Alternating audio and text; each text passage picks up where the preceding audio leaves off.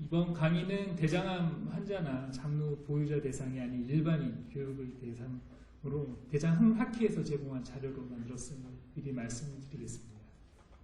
내용은 변비에 대한 내용이 많기 때문에 먼저 변비에 대해서 알아보고 대국민 배변 습관 관련 설문조사를 시행했는데 그 결과를 말씀드리도록 하겠습니다. 먼저 변비는 배변 횟수나 감각, 배변 경도에 따라서 어떤 것을 기준으로 잡느냐에 따라 다양하게 정의가 될 수 있습니다. 횟수를 기준으로 하는 경우가 제일 많기 때문에 일반적으로는 일주일에 2회 이하, 한두 번까지를 보는 경우를 변비로 정의를 하고 있습니다. 빈도로 따지면은 보고에 따라 여러 가지 다양한 결과를 보이지만 세계적으로는 약 한 10% 내외, 우리나라에서 한 보고에 의하면 약 17%까지도 변비가 있다라고 보고한 기록이 있고요.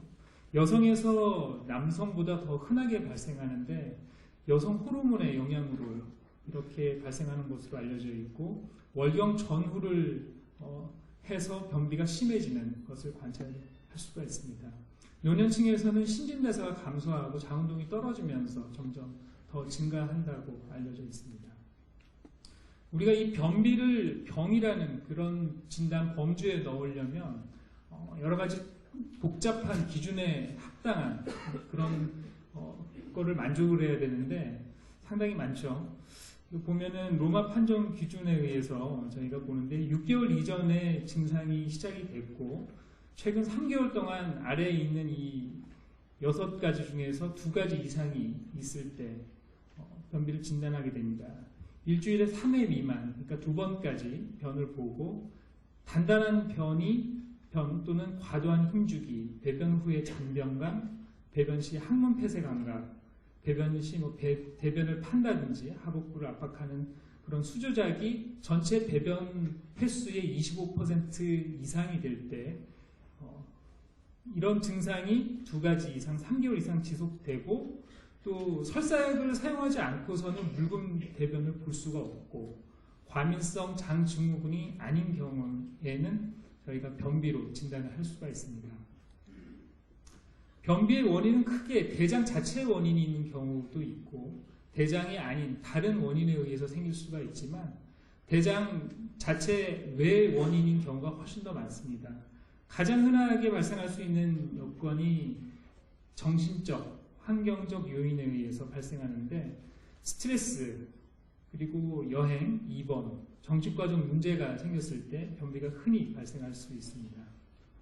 또는 불규칙적인 식사 습관이나 반복적으로 대변을 억제하는 그런 습관, 그리고 신체 활동이나 운동이 부족한 경우 대장 운동이 저하돼서 변비가 생길 수가 있습니다. 또는 갑상선 기능 저하증이라든지 임신, 당뇨 등의 내분비 대사장에 의해서 변비가 생기는 경우도 있고요.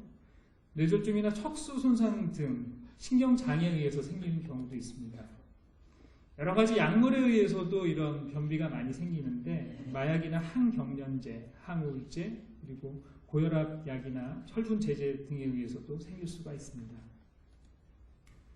그리고 대장 자체에 의해서 생기는 경우는 대장이 구조적으로 장이 막히거나 항문이 막혀 있는 경우에 변비 증상을 일으킬 수가 있습니다. 그리고 대장 구조는 괜찮은데 기능에 이상이 있는 경우, 골반 출구가 폐쇄된다든지 대장 무기력증, 과민성 장증후군에 의해서 생기는 경우도 있습니다. 변비 치료는 원인에 따라서 원인을 교정하는 쪽으로 나뉘는데 일반적으로는 비약물적인 치료, 식습관 교정이나 배변 습관을 교정하는 그런 보존적 치료를 먼저 시행을 하고 거기에 반응이 없으면은 약물 치료를 시행하게 됩니다. 그리고 대장 자체 원인이 되는 경우나 약물 치료에 호전이 없는 경우에 수술적 치료를 고려해 볼 수도 있습니다. 다음으로는 대국민 대장건강 캠페인 인식조사 보고서를 정리해서 말씀드리겠습니다. 전국에 약 2,000명, 총 2,000명을 저희가 온라인으로 조사를 했었고 올해 7월달 5일간 전국 일반인들을 대상으로 조사를 하였습니다. 성별은 남녀 비슷하고 연령대는 중학생부터 시작해서 60, 70대까지 서울을 비롯해서 전국 6개 대도시에 사시는 분으로 직업군 다양하고 소득도 다양한 이런 일반인을 대상으로 조사를 시행했고요. 변비가 본인이 있는지 없는지 있는 것 같다고 생각하시는지 물어봤을 때 전체의 약 27% 정도에서 본인이 변비가 있는 것 같다고 응답을 해주셨습니다. 상대적으로 여성과 20대 이하의 비율이 높았고요. 이런 변비가 있을 때 어떻게 해결을 하는지 물어봤을 때 전체의 50% 이상이 유산균 음료를 복용해서 해결을 한다. 그 다음으로 많았던 것이 물을 먹고 과일이나 채소 등의 식이섬유를 섭취하는 비율이 상당히 많았습니다. 변비약이나 카페인 음료 등의 이런 약효를 기대할 수 있는 경우는 약 한 10% 내외에서 시행을 하고 있었고 특별히 조치를 취하지 않는 경우도 약 20% 정도 있었습니다.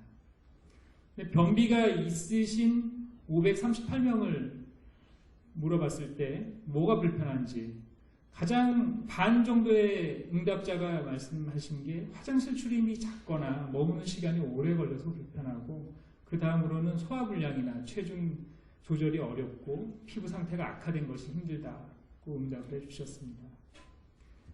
변비 관련해서 최근 1년 동안 병원을 가거나 정기적으로 변비약이나 관장을 시행하는 경우는 전체 응답자의 약 3% 정도로 아주 극소수의 응답자만이 이런 경험을 말씀해 주셨고요. 생활 습관 중에서 불규칙한 식사와 스트레스가 가장 큰 변비의 원인으로 생각을 하고 있었습니다. 전체 약 30% 내외에서 이렇게 응답을 해주셨고 변비에 효과 있는 음식이 어떤 것이 있을까? 유산균이 가장 많았고 자연식품인 고구마, 바나나, 사과 이런 것들이 생각을 하고 있었습니다. 그리고 배변 활동에 대해서 주로 배변을 언제 많이 보느냐 했더니 오전 시간대에 전체의 67%, 약 3분의 2 정도가 오전 8시 이전에 30%, 8시에서 12시까지 33%, 수시로 보시는 분들도 16% 정도 있었고요.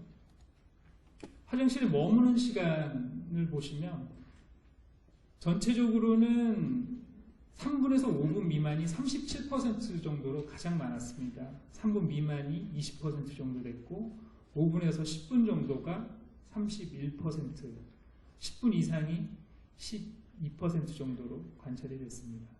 변비 환자일수록 5분 이상 머무는 비율이 높았고요. 배변실 주로 무엇을 하느냐? 상당히 재미있는 결과인데 약 반수에서 휴대폰을 보고 있습니다. 그리고 7%, 약 8% 정도에서 책을 읽고 한 42% 정도에서는 아무것도 하지 않는다. 대장 건강을 위해서는 아무것도 안 하는 게 사실 제일 좋은 거라고 알고 계시는 분이 있습니다. 그러면 배변 횟수는 어떻게 되느냐? 하루에 1에서 3회 정상적으로 보시는 분들이 약 70.6%, 그리고 2, 3일에 한 번 보시는 분이 약 한 24.5%, 정상적인 범주는 2, 3일에 한 번까지는 괜찮은 거로 그렇게 알고 계시면 되겠고요.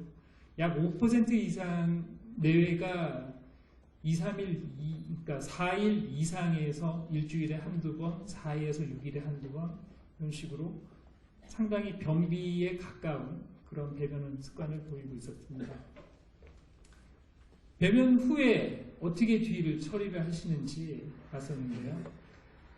가장 많은 것은 휴질만을 이용해서 하는 게 전체 한 70% 정도였고 그 다음으로는 비데나 좌욕 그리고 물티슈를 이용하는 그런 순서였습니다. 배변 후에 느끼는 증상을 물어봤을 때는 약 절반 정도에서는 특별한 증상이 없다. 하지만 약 35% 정도에서는 잔변감, 그 이외에는 뭐 항문 출혈이라든지 통증을 느끼는 그런 응답도 있었습니다.